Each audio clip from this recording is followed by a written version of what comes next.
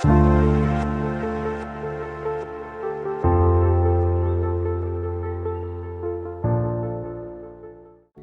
दोस्तों, welcome back to the channel perfume theory. आज के इस वीडियो में हम लोग बात करेंगे Armaf Club de new intense Man के फ्लैंकर्स के बारे में। काफ़ी सारे लोग मुझसे रिक्वेस्ट कर रहे थे कि एक मैं वीडियो लाऊं जहां पर मैं सिर्फ club de new intense Man के फ्लैंकर्स की बात करूं और उसमें कोई दूसरे ब्रांड के परफ्यूम्स को इंक्लूड ना करूं। तो ये वीडियो काफ़ी रिक्वेस्टेड था, काफ़ी लोग ने मुझसे इसके बारे में पूछा था। तो चलिए आज ये वीडियो आपके सामने आ रहा है। तो इस वीडियो में मैंने 4 फ्लैंकर्स इंक्लूड किए हैं। एक 5वां भी वैसे आ चुका है, लेकिन अभी वो इंडिया में इतना पॉपुलर नहीं है। तो सबसे लेफ्ट हैंड साइड में है club de new intense man EDT, फिर ये है EDP, फिर लिमिटेड एडिशन पफा और ये है प्योर पफा। इनको मैंने अरेंज किया है इनके ईयर ऑफ रिलीज़ के हिसाब से। तो club de new intense man EDT ये रिलीज़ हुआ था 2015 में। EDP ये रिलीज़ हुआ था 2020 में, यानी कि EDP इसके बाद 5 साल के बाद लॉन्च हुआ था। इसके बाद लिमिटेड एडिशन पफा आया था साल 2021 में, ये वाला। और जो प्योर पफा है, जो कि सबसे पॉपुलर है, सबसे ज़्यादा ये बिकता है, ये लॉन्च हुआ था साल 2022 में। तो आप देख रहे होंगे कि बॉटल की साइजेज़ यहाँ कुछ अलग अलग है। तो ये 105 ml में आता है club de new intense man EDT। ये मेरे पास 200 ml में है। इसका एक छोटा बॉटल भी आता है, लेकिन मैंने 200 ml लिया है। ये भी 105 ml में है, लिमिटेड एडिशन पफा। ये EDP है 200 ml और ये 105 ml लिमिटेड एडिशन पफा, और ये है 150 ml प्योर पफा। दोस्तों, इन परफ्यूम्स के कंपैरिजन के लिए मैंने कुछ पैरामीटर्स को लिया है। वो पैरामीटर्स हैं लॉन्जिविटी, स्किन और क्लोथ्स पे, प्रोजेक्शन, क्लोजनेस टू ओरिजिनल, यानी कि क्रीड एवेंटस के सबसे ज़्यादा क्लोज कौन सा परफ्यूम है इनमें से, लाइकेबिलिटी, आपको पसंद आएगा तो कितना पसंद आएगा, उसकी भी बातें करेंगे। वर्सेटैलिटी, आप इसको कहाँ पर यूज़ कर सकते हैं, इन सभी परफ्यूम्स को कौन से ओकेजन में यूज़ कर सकते हैं, कौन से सीज़न में यूज़ कर सकते हैं, इनकी भी बातें करेंगे। और क्वालिटी, यानी कि किसकी क्वालिटी कैसी है। तो सबसे पहले हम लोग बात करते हैं लॉन्जिविटी की। स्किन और क्लोथ्स पे किन परफ्यूम से हमें कितनी लॉन्जिविटी मिलती है। तो ये बस एक हाइपोथेटिकल नंबर है, ये मेरे लिए है, आपके लिए कुछ और हो सकता है। और ये एक सब्जेक्टिव चीज़ है, स्किन केमिस्ट्री पर डिपेंड करता है। जो लॉन्जिविटी होती है आपके इन्वायरमेंट पर डिपेंड करता है। अगर आपके आसपास ह्यूमिडिटी ज़्यादा है तो लॉन्जिविटी कम मिलेगी। आपकी स्किन केमिस्ट्री अगर ड्राई स्किन, ऑयली स्किन है तो अगेन आपको लॉन्जिविटी में फ़र्क दिखेगा। तो सबसे पहले हम लोग बात करते हैं EDT की। EDT से मुझे स्किन पे लगभग 5 घंटे की लॉन्जिविटी मिलती है। कपड़ों पर ये 24 घंटे तक टिकता है, लेकिन इसका जो प्रोमिनेंट विफ्स है आपको 12 से 15 घंटे तक मिलेगा EDT से। और EDP की बात की जाए तो इससे मुझे 5 से 6 घंटे की स्किन पे लॉन्जिविटी मिलती है। कपड़ों पर ये अगेन 24 घंटे तक लास्ट करता है, और जो प्रोमिनेंट विफ्स है आपको 10 से 12 घंटे तक इससे मिलेगा, यानी कि सियाज आपको 10-12 घंटे तक ये क्रिएट करेगा। लिमिटेड एडिशन पफा की बात की जाए तो इससे मुझे 6 से 7 घंटे की लॉन्जिविटी मिलती है स्किन पे। कपड़ों पर ये मेरे 24 घंटे तक लास्ट करता है, और इसका लगभग 15 से 18 घंटे तक इसके मुझे प्रोमिनेंट विफ्स आते रहते हैं। अगले दिन भी ये प्रोमिनेंट रहता है कपड़ों पर। वैसे ये तीनों ही प्रोमिनेंट रहता है, चारों ही मतलब प्रोमिनेंट रहता है। और प्योर पफा की बात की जाए तो इससे अगेन मुझे लगभग 6 घंटे की लॉन्जिविटी मिलती है स्किन पे प्योर पफा से, और कपड़ों पर लगभग ये 24 घंटे तक टिकता है, और इसका जो प्रोमिनेंट विफ्स है यानी कि सियाज है आपको 12 से 15 घंटे तक मिलेगा। तो आउट ऑफ 10 मैं कितना किसको नंबर दूंगा, तो EDT को मैं 10 में से 8 देना चाहूँगा, EDP को 8.5, लिमिटेड एडिशन को 9.5 और प्योर पफा को अगेन 9.5। तो लॉन्जिविटी में ऑलमोस्ट प्योर पफा और लिमिटेड एडिशन एक ही जैसे हैं। प्रोजेक्शन में यहाँ पर डिफरेंस है। प्रोजेक्शन में EDT से मुझे 2 घंटे से ऊपर की प्रोजेक्शन मिलती है। थोड़ा सा स्ट्रॉन्ग प्रोजेक्शन वाला परफ्यूम है ये। आसपास के लोगों को बताएगा कि हाँ मैं आ गया, मुझे नोटिस करो, ये ऐसा परफ्यूम है। EDP से मुझे लगभग 1.5 घंटे की प्रोजेक्शन मिलती है। लिमिटेड एडिशन पफा से मुझे 2 से 3 घंटे की प्रोजेक्शन मिलती है, और सबसे ज़्यादा ये प्रोजेक्ट करता है। और प्योर पफा से मुझे 1.5 से 2 घंटे की प्रोजेक्शन मिलती है। तो आउट ऑफ 10 मैं इसको 9 देना चाहूँगा, इसको 8, इसको 9.5 और इसको 8.5। अब अगले पैरामीटर पर आते हैं क्लोजनेस टू ओरिजिनल, यानी कि क्रीड एवेंटस के कौन परफ्यूम कितना ज़्यादा क्लोज है। वैसे देखिए दोस्तों, ये एक हाई क्वालिटी परफ्यूम है। इसमें काफ़ी अच्छे किस्म के रॉ मटेरियल्स का यूज़ किया गया है, कुछ नेचुरल्स भी यूज़ किए गए हैं। इनमें से कोई भी परफ्यूम इसकी बराबरी नहीं कर सकता, लेकिन फिर भी मुझे अगर इनमें से सेलेक्ट करना है कि कौन सबसे ज़्यादा करीब है क्रीड एवेंटस के, तो चलिए हम लोग देखते हैं।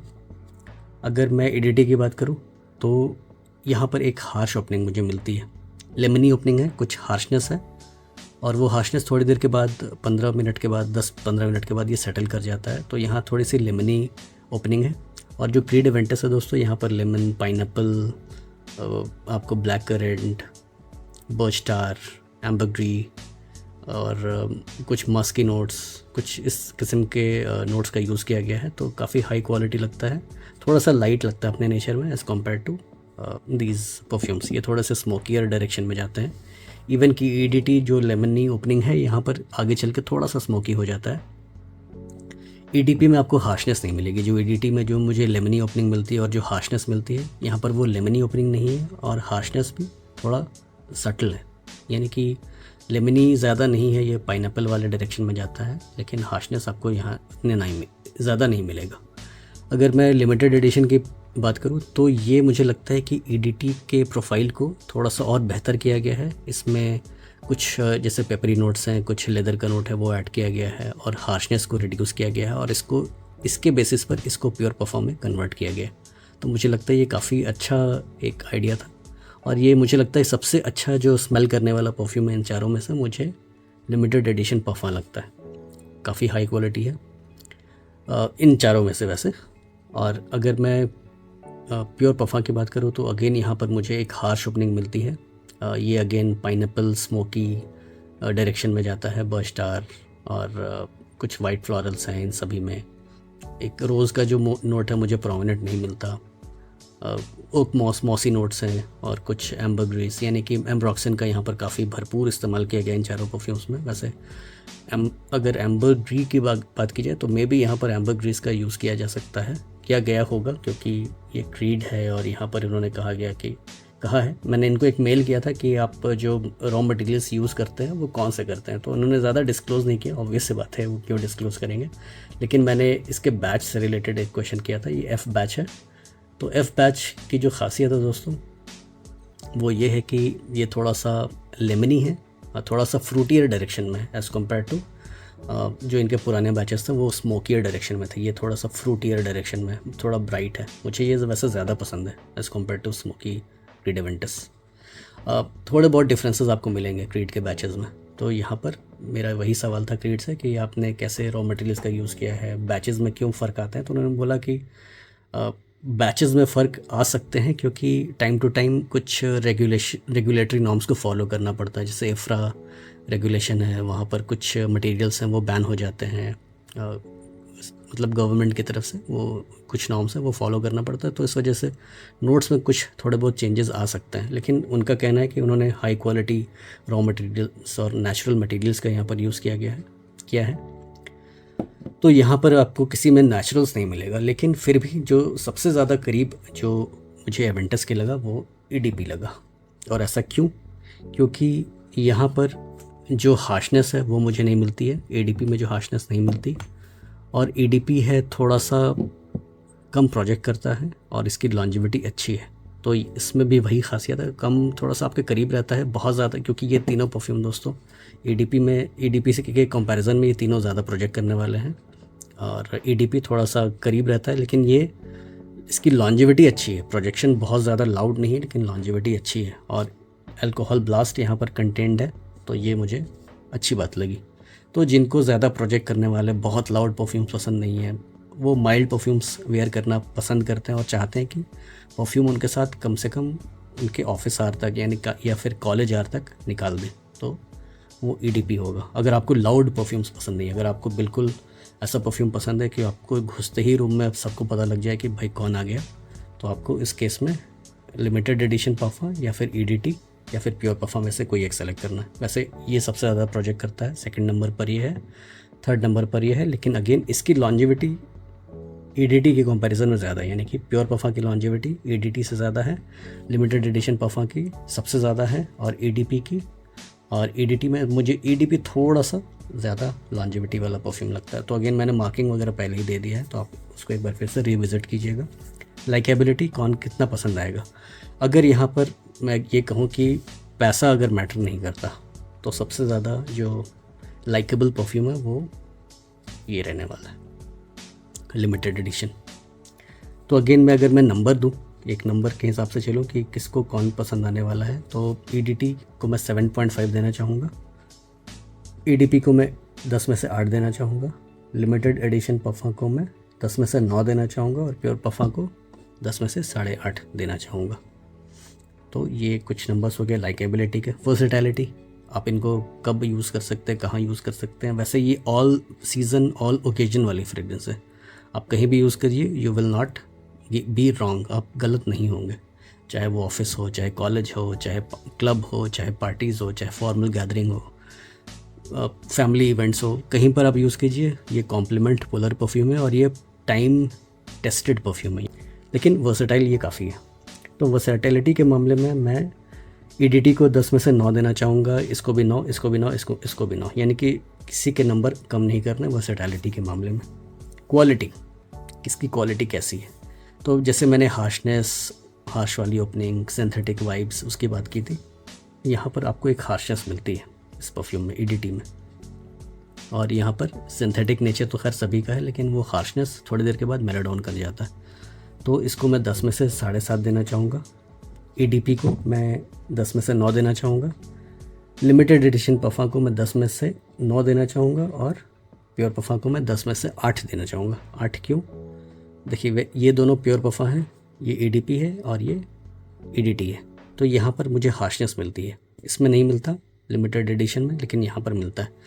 और इसी वजह से मुझे लगता है कि ये सबसे ज़्यादा कॉस्टली है दोस्तों, ये लिमिटेड एडिशन परफ्यूम्स। और आई डोंट नो कि अरमाफ ने इसको इतना ज़्यादा कॉस्टली क्यों किया। थोड़ा सा ये कम दाम में भी मिल सकता था, और इसका प्रेजेंटेशन अगर हल्का फुल्का कर दें और थोड़ा दाम कम कर दें तो ये फिर भी अफोर्डेबल हो जाएगा। लेकिन मैं समझता हूँ कि 5,000 से ऊपर के प्राइस ब्रैकेट में 105 ml के लिए मेरे हिसाब से महंगा है, ये थोड़ा डिज़ाइनर कैटेगरी में चला जाता है। अगर मैं ओवरऑल की बात करूँ कि ओवरऑल मैं किसको कितना मार्क्स देना चाहूँगा, तो ओवरऑल में क्लब दिनों इंटेंस मैन EDT को मैं 10 में से 8.16 देना चाहूँगा। ये आप सभी को कैलकुलेट करेंगे तो एक ओवरऑल नंबर आपको बन के आएगा। ये 8.16 इसका आ रहा है, EDP का 8.58 out of 10, limited edition puffer का 9.08 आउट ऑफ 10 और प्योर पफा का 8.4 आउट ऑफ 10। यानी कि अगर आप प्राइस को थोड़ा सा साइड में कर दें तो यहाँ पर विनर है limited edition puffer, second number पर है EDP, थर्ड नंबर पर है प्योर पफा और जो फोर्थ नंबर पर है वो है EDT। तो वर्डिक्ट क्या निकल कर आता है, इन चारों में से आपको कौन सा लेना चाहिए? तो देखिए, club de new intense man pure पफा और EDP ये दोनों वैल्यू फॉर मनी है, क्योंकि ये आपको 3500 में 150 ml मिल रहा है और ये आपको लगभग 4-4.5 हज़ार में 200 ml मिल रहा है। तो ये दोनों वैल्यू फॉर मनी है। और जब सब 15-20 मिनट के बाद एक जैसा स्मेल करते हैं तो मुझे गलत नहीं लगता कि ये सबसे ज़्यादा बिकता है, क्योंकि इसकी परफॉर्मेंस थोड़ी सी अच्छी है। 15-20 मिनट तक आपको थोड़ा सा एक सिंथेटिक ओपनिंग मिलता है अल्कोहल वाला, लेकिन बाद में ये सेटल कर जाता है। लेकिन फिर भी अगर आपको ज़्यादा प्रोजेक्ट करने वाले थोड़े से स्ट्रॉन्ग परफ्यूम नहीं चाहिए तो आप EDP की तरफ जा सकते हैं। ये थोड़ा सा करीब रहता है आपके, लेकिन इसकी लॉन्जेविटी अच्छी है, ज़्यादा प्रोजेक्ट नहीं करता, लेकिन मुझे लगता है कि काफ़ी लोगों का ये फेवरेट परफ्यूम भी है EDP। मैंने देखा है काफ़ी लोग इसको पसंद करते हैं। लिमिटेड एडिशन पफा, जिनको पैसे की दिक्कत नहीं है और सबसे अच्छा चाहिए इन चारों में से, तो आप इसकी तरफ जा सकते हैं। EDT, जिनको लेमनी ओपनिंग पसंद है, लेमनी, इनको थोड़ी सी स्मोकीनेस नहीं चाहिए, तो आप इसकी तरफ जा सकते हैं EDT की तरफ। इसकी भी लॉन्जिविटी ठीक है, बुरी नहीं है। तो भले ही इसका नाम में EDT लगा है, लेकिन परफॉर्मेंस में प्योर पफा को भी, काफ़ी सारे प्योर पफा को ये मात देता है। दूसरे ब्रांड के प्योर पफा यानी कि एक्सट्रे दे पफा जैसे कुछ परफ्यूम्स हैं, तो उसको भी ये बीट कर देता है। तो आपको ये कब लेना है EDT? जब आपको कुछ लेमनी ओपनिंग चाहिए, स्मोकीनेस नहीं चाहिए, बर्स्ट स्टार वाली जो मॉसीनेस है वो आपको नहीं चाहिए, तो आप EDT की तरफ जा सकते हैं। वैसे हल्की फुल्की मॉसीनेस आपको मिलेगी, लेकिन थोड़ी सी ब्राइट ओपनिंग है इसकी, तो अगर आपको ब्राइटनेस चाहिए तो आप EDT की तरफ जा सकते हैं। अगर आपको ओवरऑल सबसे अच्छा चाहिए जो जिसमें लेमनी ओपनिंग भी हो, कुछ मॉसीनेस भी हो, स्मोकीनेस भी हो, तो this is the one, limited edition पफा। तो अपने हिसाब से आप डिसाइड करिए कि आपको क्या पसंद है। तो दोस्तों, ये था एक रिव्यू और comparison video club de new intense Man के फ्लैंकर्स का। तो उम्मीद करता हूँ आपको ये वीडियो पसंद आया होगा। तो पसंद आया हो तो please give this video a thumbs up, ताकि ये और भी लोगों तक पहुँचे, हमारे जैसे लोगों तक जाए और उनको भी कुछ ऐसी बातें पता लगे। तो मिलते हैं किसी ऐसे अगले वीडियो में, तब तक के लिए अलविदा।